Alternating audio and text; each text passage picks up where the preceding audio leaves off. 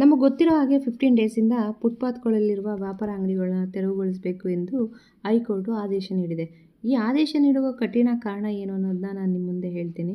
ಇತ್ತೀಚೆಗೆ ನಡೆದಂಥ ಘಟನೆ ಇದು.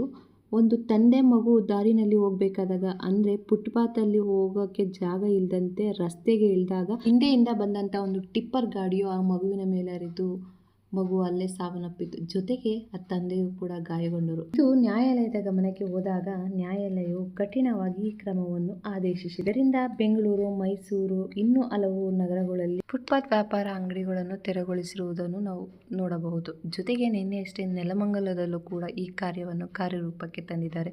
ಇದು ನಮ್ಮ ದೊಡ್ಡಬಳ್ಳಾಪುರಕ್ಕೂ ಕೂಡ ಅನ್ವಯಿಸುತ್ತದೆ ಎಂಬುದನ್ನು ಈ ವಿಡಿಯೋ ಮೂಲಕ ಎಲ್ರಿಗೂ ತಿಳಿಸುತ್ತಿದ್ದೇನೆ. ಜೊತೆಗೆ ಅವರು ಬಂದು ಅಂದರೆ ಅಧಿಕಾರಿಗಳು ಬಂದು ಅದನ್ನೆಲ್ಲ ತೆರವು ಮಾಡುವ ಮುಂಚೆ ನಾವು ಸುರಕ್ಷಿತವಾಗಿ ಒಂದು ವ್ಯವಸ್ಥೆ ಮಾಡಿಕೊಂಡ್ರೆ ಒಳ್ಳೆಯದು. ಜೊತೆಗೆ ವ್ಯಾಪಾರಿಗಳಿಗೆ ವ್ಯಾಪಾರನೇ ಜೀವನ ಇರ್ಬೋದು, ಆದರೆ ಅದೇ ಜೀವನ ಕಳೆದುಕೊಂಡು ವ್ಯಾಪಾರ ಮಾಡುವುದು ಬೇಡ ಎಂಬುದು ಆದೇಶವಾಗಿರುವಂತಹ ಹೈಕೋರ್ಟ್ನ ಉದ್ದೇಶ.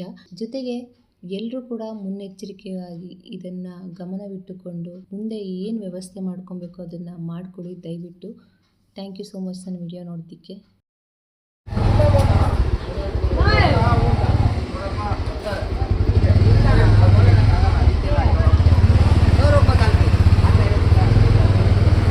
ಹುಡುಗ ಟೀ ಕುಡಿದ